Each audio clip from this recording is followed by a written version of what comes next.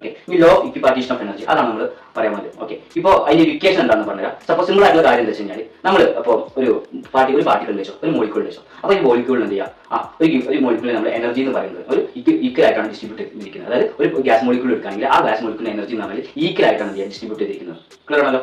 Okay, ഇപ്പോൾ ഒരു system എടുക്കുക. ഒരു സിസ്റ്റത്തിൽ 3 ഡിഗ്രീസ് ഓഫ് ഫ്രീഡം ഉണ്ട് വെച്ചോ. ഒരു സിസ്റ്റത്തിൽ 3 ഡിഗ്രീസ് ഓഫ് ഫ്രീഡം ഉണ്ട്. ക്ലിയർ ആണല്ലോ? ഓക്കെ, അതായത് ഒരു സിസ്റ്റത്തിൽ 3 കോർഡിനേറ്റ് ഉണ്ട് വിചാരിച്ചോ. ഒരു 3 കോർഡിനേറ്റ് ഉണ്ടെങ്കിൽ അത് എക്സ് വൈ സെറ്റ് ആക്സിസ് ആണെങ്കിൽ ഓക്കെ നമ്മൾ റെപ്രസെന്റ് ചെയ്യാം.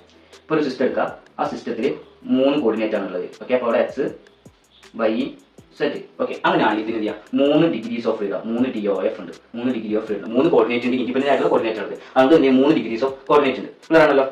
ഓക്കെ, അങ്ങനെയാണെങ്കിൽ നമുക്ക് എന്ത് ചെയ്യാം, ലോ ഓഫ് ഇക്വിപാർട്ടീഷൻ തിയറി പ്രകാരം എന്ത് ചെയ്യാം, ഒരു ഇവിടെ ഉണ്ടാകുന്ന ഈ പാർട്ടിക്കൽ എനർജി എന്ന് പറഞ്ഞാൽ ഈ പാർട്ടിക്കൽ എന്ത് ചെയ്യുക, സപ്പോസ് ഈ 3 കോർഡിനേറ്റ് കൂടി എന്ത് ചെയ്യുക മൂവ് ചെയ്തുകൊണ്ടിരിക്കുന്നത്. ഈ 3 കോർഡിനേറ്റുകൾ എന്ത് ചെയ്യാം, ഈ പാർട്ടിക്കൽ മൂവ് ചെയ്തിരിക്കുന്നത്. അപ്പോൾ ഉണ്ടാകുന്ന എനർജി എന്ത് ചെയ്യുക, ആ 3 കോർഡിനേറ്റിൽ ഈക്വൽ ആയിട്ടാണ് എന്ത് ചെയ്യുക ഡിസ്ട്രിബ്യൂട്ട് ചെയ്തിരിക്കുക. ക്ലിയർ ആണല്ലോ? അപ്പോൾ പാർട്ടിക്കൽ എനർജി എന്ന് പറഞ്ഞാൽ എത്ര ഡിഗ്രീസ് ഓഫ് ഫ്രീഡത്തിനെ ആശ്രയിച്ചിരിക്കും. അപ്പോൾ ആ പാർട്ടികൾക്ക് 4 ഡിഗ്രീസ് ഓഫ് ഫ്രീഡം ആണെന്നുള്ളതെങ്കിൽ അപ്പോൾ എനർജി എന്ത് ചെയ്യുക, ആ particle energy 4 degrees of freedom 4 കോർഡിനേറ്റ്സിൽ എന്ത് ചെയ്യുക ഈക്വൽ ആയിട്ടാണ് ഷെയർ ചെയ്യുന്നത്. ക്ലിയർ ആണല്ലോ? ഓക്കെ, ഇനി നമ്മൾ അതിന്റെ ഡെഫിനിഷൻ വായിക്കാം.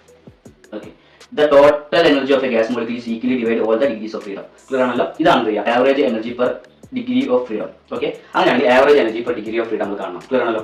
അപ്പോൾ ഈ ഈക്വൽ ടു ഹാഫ് KBT, അതായത് നമ്മൾ എന്ത് ചെയ്യുക അവിടെയുള്ള ആവറേജ് എനർജി. അപ്പോൾ ഹാഫ് KBT എനർജിയാണ് എന്ത് ചെയ്യുക, ശ്രദ്ധിക്കുക, ഹാഫ് KBT എനർജിയാണ് ഈ ആവറേജ് എനർജി എന്ന് പറയുന്നത്. ഈ ആവറേജ് എനർജി എന്ത് ചെയ്യുക ഓരോ കോർഡിനേറ്റിലും ഡിസ്ട്രിബ്യൂട്ട് ചെയ്തിരിക്കുന്നത്. അതായത് ഇപ്പോൾ സപ്പോസ് ഇവിടെ ഹാഫ് KBT എനർജിയാണ് കൊടുത്തതെങ്കിൽ ഇവിടെ എന്ത് ചെയ്യുക ഹാഫ് KBT എനർജി ആയിരിക്കും. പിന്നെ ഈ കോർഡിനേറ്റിലും ഹാഫ് KBT എനർജി ആയിരിക്കും എന്ത് ചെയ്യുക ഈക്വൽ ആയിട്ട് ഡിസ്ട്രിബ്യൂട്ട് ചെയ്തിരിക്കുന്നത്. ഇതാണ് എന്താ ലോ ഇക്വിപാർട്ടീഷൻ തിയറത്തിൽ പറയുന്നത്. അതായത് ഗ്യാസ് മോളിക്യൂൾ എനർജി എന്ത് ചെയ്യുക എത്ര ഡിഗ്രീസ് ഓഫ് ഫ്രീഡത്തിന് ആശ്രയിച്ചിരിക്കുന്നു, എത്ര ഡിഗ്രീസ് ഓഫ് ഫ്രീഡം ഉണ്ടോ അതിന് കറസ്പോണ്ടിങ് ആയിട്ട് ആ എനർജി ഡിസ്ട്രിബ്യൂട്ട് ചെയ്തിരിക്കുന്നത്, ഈക്വൽ ആയിട്ട് ഡിസ്ട്രിബ്യൂട്ട് ചെയ്യും. ക്ലിയർ ആണല്ലോ?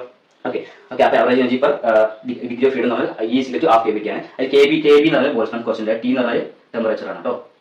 ഓക്കെ.